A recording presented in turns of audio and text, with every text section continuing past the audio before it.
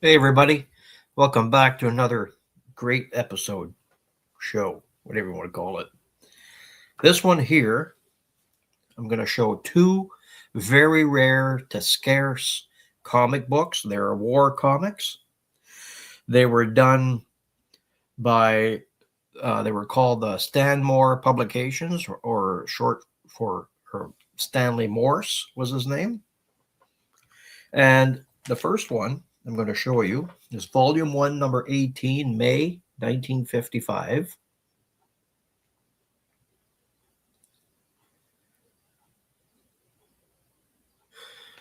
And the back cover. And the other one is Volume 1, Number 19, July of 1955. And I'll give you as much information as I can of what I've discovered about them. So we're going to start with issue 18. This one right here.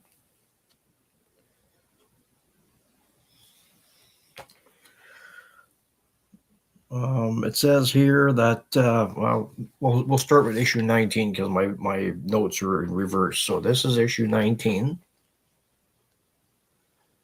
July 1955. Stanmore Publication Companies, which existed between 1951 and 1971. And this is supposed to be a Pearl Harbor cover. The series started in 1952. It was 36 pages, full color, 10-cent cover price, and it had a total of 20 issues in the set, in the series. The art was done by Sal Trapani, born in 1927 and passed in 1999. Considered very scarce.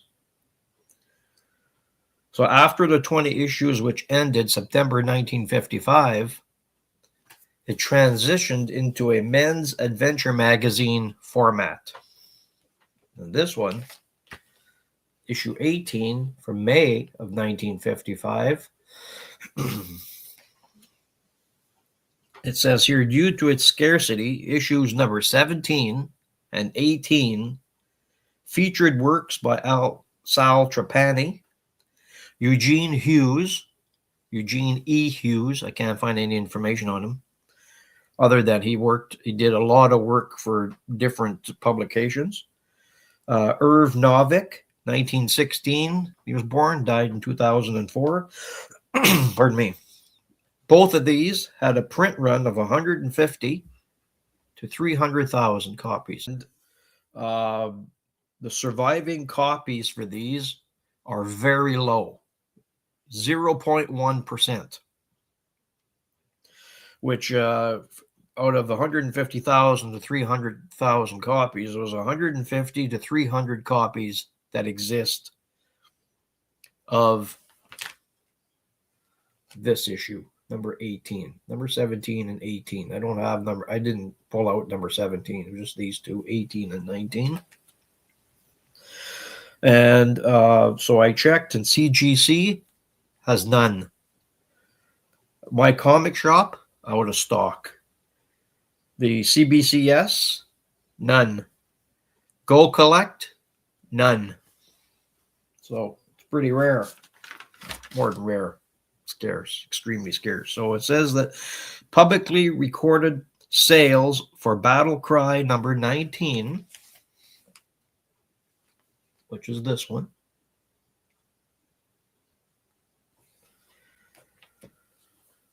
are almost non-existent due to its extreme scarcity.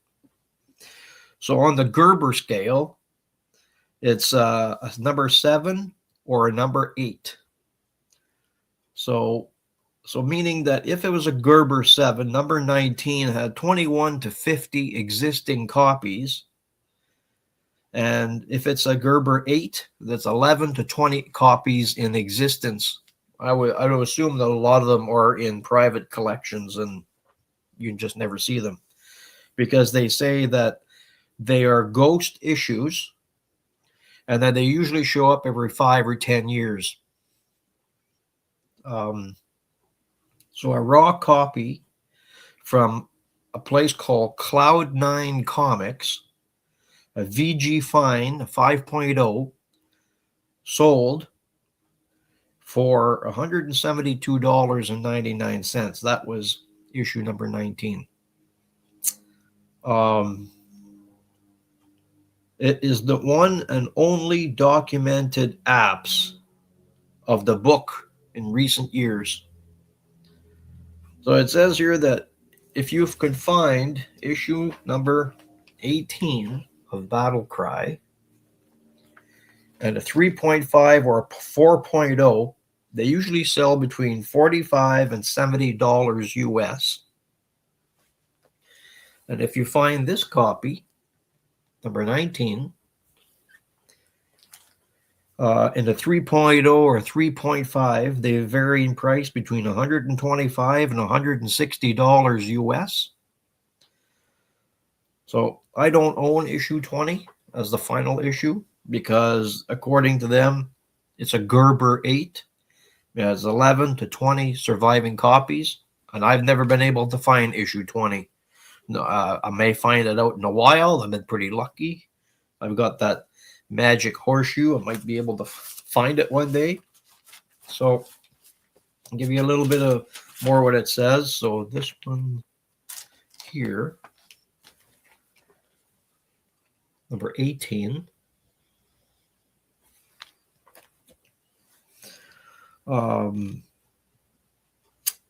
Let's just see here. Actually, before I do that, there was trivia on these comic books. So in issue 19, this one right here,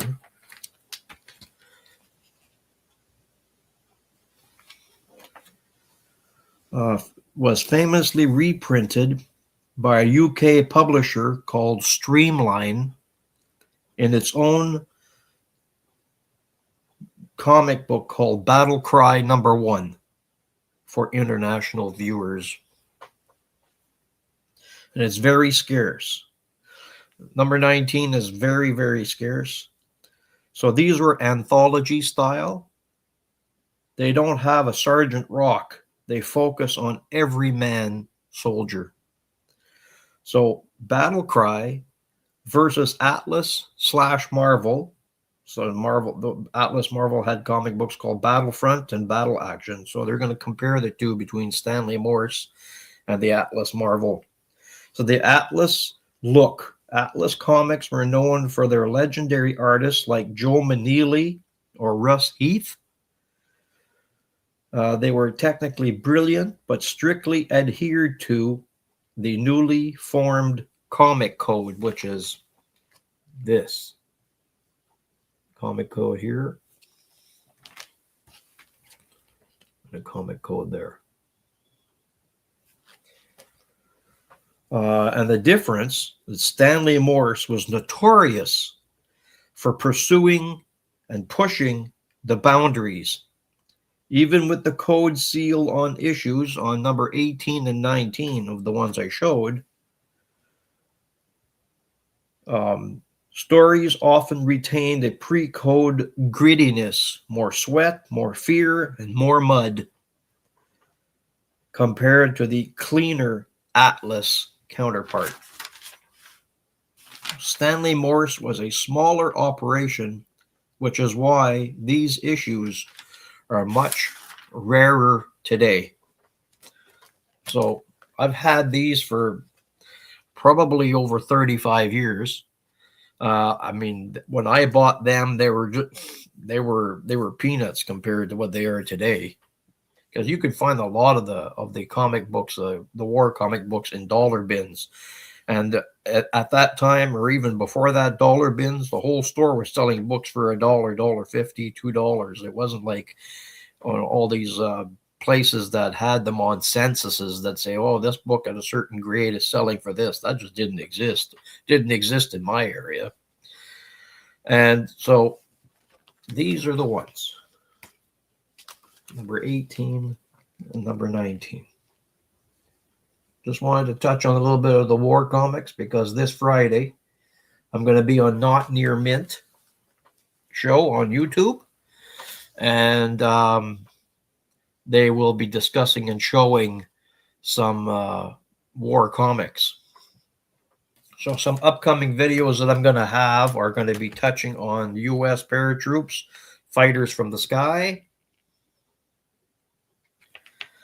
and Navy action, and a Charlton comic, which was #1 from 1963, and D-Day. So I hope you enjoyed that. There's a lot of new stuff coming up on my channel. It takes time, all this research. It drives you bananas, but that's okay. It drives me bananas because it's all over the place. So anyway, I hope you enjoy this. I know it's a little bit here and there and everywhere, but I'm doing the best that I can with the information that I can find. So thank you very much, everybody, for watching. If it wasn't for you, I wouldn't be here. So thank you very much for watching. I appreciate everybody and all your comments. Keep them coming. God bless.